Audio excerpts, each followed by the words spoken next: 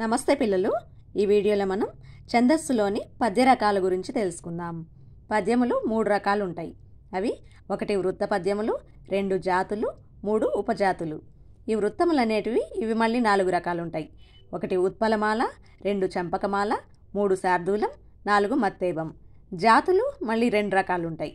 అవి కందము, ద్విపద. ఉపజాతులు 3 రకాలు: ఆటవెలది, తేటగీతి, సీసం. ముందుగా వృత్తముల గురించి తెలుసుకుందాం. గణ నియమం, యతి నియమం, ప్రాస నియమం కలిగిన పద్యములను వృత్త పద్యములు అంటారు. గణ నియమం అంటే మీకు తెలుసు కదా, గురువు లఘువులను గుర్తించడం. యతి నియమం అంటే మొదటి అక్షరం యతి, పద్యం పాదం మధ్యలో వచ్చేది యతి ప్రాస అనుకుంటాం కదా, అలా యతి నియమం ఉండేది వృత్త పద్యం అవుతుంది. ప్రాస నియమం అంటే రెండవ అక్షరం ఏ అక్షరం అయితే ఉంటుందో మిగతా 3 పాదాల్లో కూడా మొదటి లైన్లో ఉన్న అక్షరమే మిగతా 3 లైన్లో కూడా రెండవ అక్షరంగా రావాలి. అది ప్రాస నియమం అంటారు. ఇవి కలిగి ఉన్న పద్యాలనే వృత్త పద్యాలు అంటారు. ఇంకా వృత్త పద్యాలకు త్యక్షర గణాలు ఉంటాయి. త్యక్షర గణాలు అంటే 3 అక్షరాల గణాలు ఉంటాయన్నమాట. గణ విభజన చేసిన తర్వాత గణాల పేరు తెలుసుకోవడానికి ఒక సూత్రం ఉంటుంది.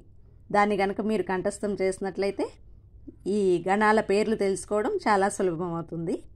ఈ యమాతార జబాన సలగంని కంఠస్థం చేసి పెట్టుకోండి పిల్లలు. ఇప్పుడు చూడండి, యమాతార జబాన సలగం, దీనికి గురువు లఘువుల్ని గుర్తిస్తాం.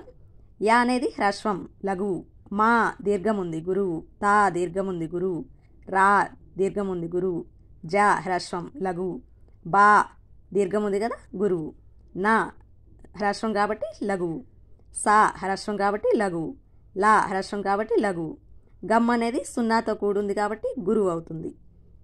ఇలా వీటిని 3 అక్షరాలుగా గణ విభజన చేయాలి. ఇప్పుడు 3 అక్షరాలకి మొదట ఏ అక్షరం ఉంది? యా కదా.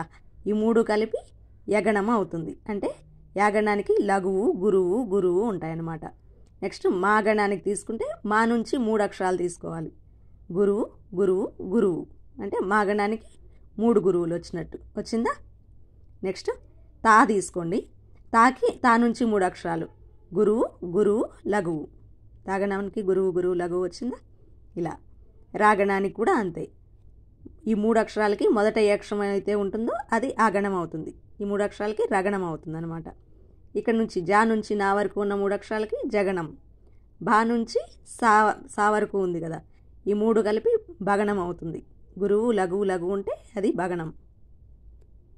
నగణంకి 3 లఘువులే ఉంటాయి, చూసారా? నెక్స్ట్ సాగణంకి లఘువు, లఘువు, గురువు ఉంటుంది. లఘువు, లఘువు, గురువు వచ్చిందా? నెక్స్ట్ లాగణంకి లఘువు, గురువు మాత్రమే ఉంటుంది. ధన్యవాదములు.